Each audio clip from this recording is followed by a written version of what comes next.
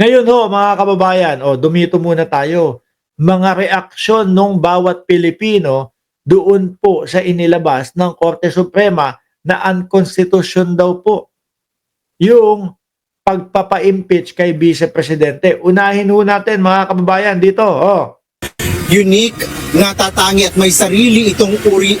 Ayan, sino ba to? Ito ba yung Senado? Senado daw ho, mga kababayan. Diyos ko, uumpisahan pa lang tong balita na to. Alam na namin, dedengguyin nyo lang kami, mga senador. Ano?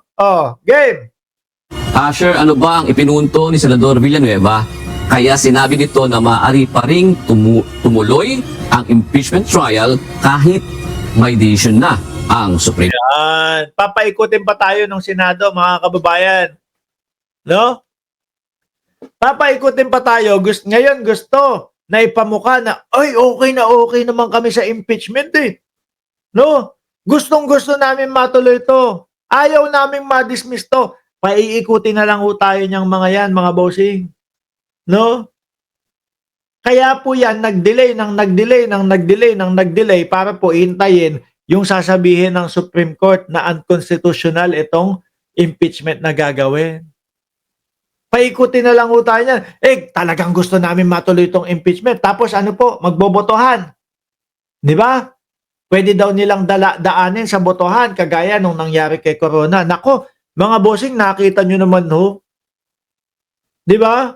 Yung wala naman po sa konstitusyon na wala pong nakasulat na remand, pero yun yung ginawa nila. Alam nyo na kung ano gagawin nyo doon sa paboto-boto eh.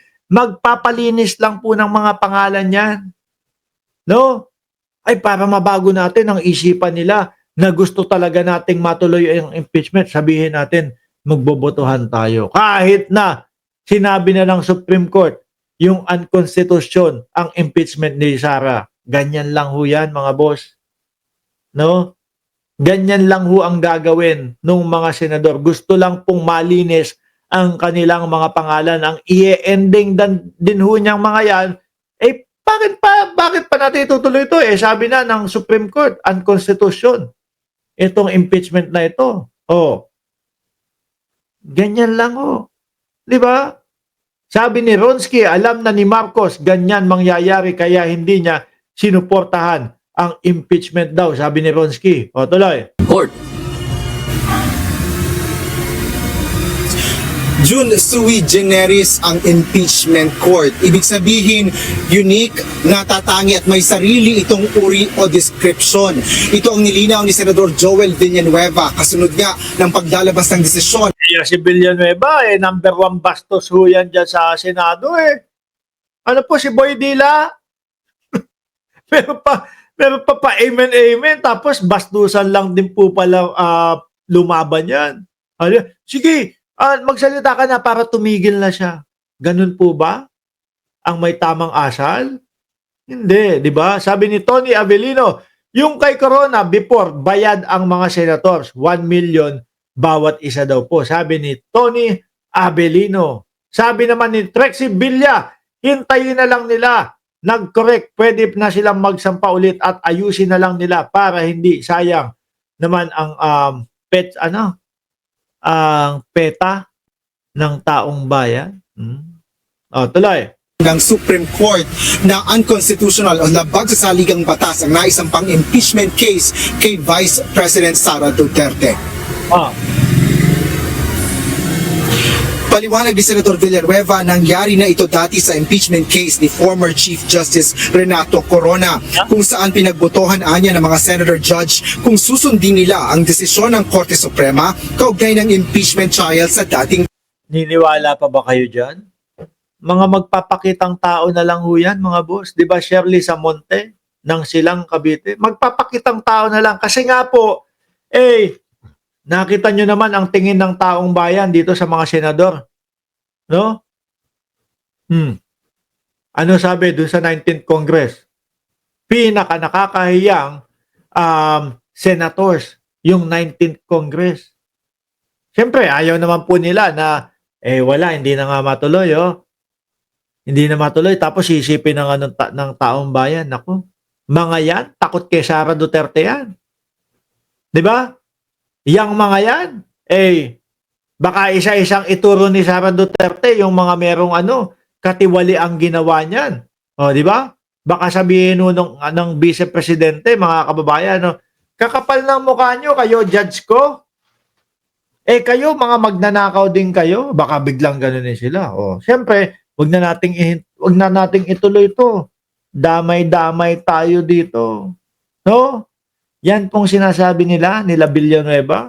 Pakitang tao na lang po yan. Pero ang ending din po niyan, mga bossing, is hindi din nila itutuloy yan.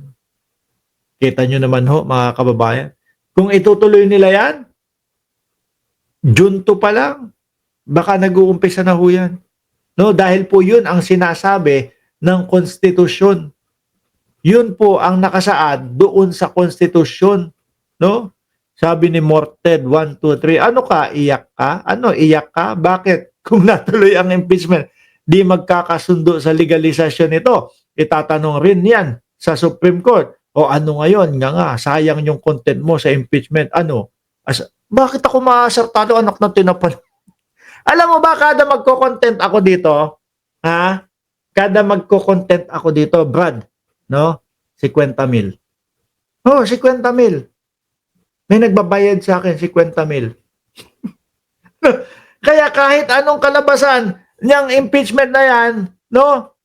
Ba't ako iiyak? Bayad ako 50,000. Nako, edit ng mga DDS yan. Hoy, si Mark Ramos, bayad ng 50,000. Nino? Tingnan nyo doon sa tingnan nyo doon sa YouTube. No? Para masabi nyo, umiiyak ako. Ba't ako maiiyak? Hindi naman Baste Duterte ang apelido ko at ang pangalan ko. Di ba? Bakit ako iiyak? Hindi naman Baste ang pangalan ko. Oh. At kahit ano pang gawin ko, kahit anong content ko dito, mga bossing, ano ba yun? Hagilapin nyo na lang mga DDS, ha? Para para ma-justify nyo kung talagang maiiyak ako o ano. Win-win pa din. Matuloy impeachment, win. Hindi matuloy impeachment, win. Bakit? Pag gising ko kinabukasan, makikita ko may 50,000. Di ba? Kung Baste Duterte ang pangalan ko, malamang nag-iiyak na ako dito. Buong Pilipinas inaasar na duwag si Baste. Di ba? Chief Justice, giit ni Villanueva, Saka kung DDS ako, iiyak ako dito. Bakit? Kasi yung tatay nyo hanggang ngayon nakakulong. O, yan, sabi ni Sir Chris Angel sa Social Blade po. O, yan, tingnan nyo na lang doon. Ma-impeach si Inday Sara Duterte, same. Hindi ma-impeach, the same. Kinabukasan, may 50,000 ako pagising ko. Content ulit. Itong mga DDS na to. Kung DDS ako, baka araw-araw umiiyak ako. Kasi araw-araw, ayun, nandun na, hindi ko man lang makita yung tatay ko. Nasa oblo. Oh, yun ang nakakaiyak. Di ba? nasa impeachment court pa rin ang desisyon. Supreme Court made that decision or not, the impeachment court will proceed. And I'm sure someone will raise it during the impeachment proceedings. Ako, maniwala kami sa inyo. No? Na hindi nyo papakinggan. Alam na namin yan. Dramahan nyo na lang yan. Di ba? Dramahan nyo na lang yan. Ngayon, ang ginagawa nitong mga senador, linis pangalan na lang ho. No? Para matanggal ho yung bahid o yung matanggal po yung iniisip na mamamayang Pilipino na sa Senado pa lang, ayaw na talaga nilang matuloy yung impeachment dahil nga po, puro takot kay Sara Duterte. Baka maibulalas ni Sara Duterte na ayos kayo husgahan nyo ako magnanakaw. Kayo, kilala ko mga magnanakaw sa inyo O, baka maganon nga ho, mga bossing. Di ba? For sure, Magkakalaglagan ho yan, mga kababayan. O, someone will raise it. Diba? So, but we are sui generis ang impeachment court. So, we will proceed. So, these are all questions that will be raised, diba? With the decision of the Supreme Court. Will the impeachment court submit to the decision of the Supreme Court? So, Ayon naman kay Senador Vicente Tito Soto III, bilang miyembro ng impeachment court, mas gusto niyang marinig kung ano ang masasabi ng House of Representatives.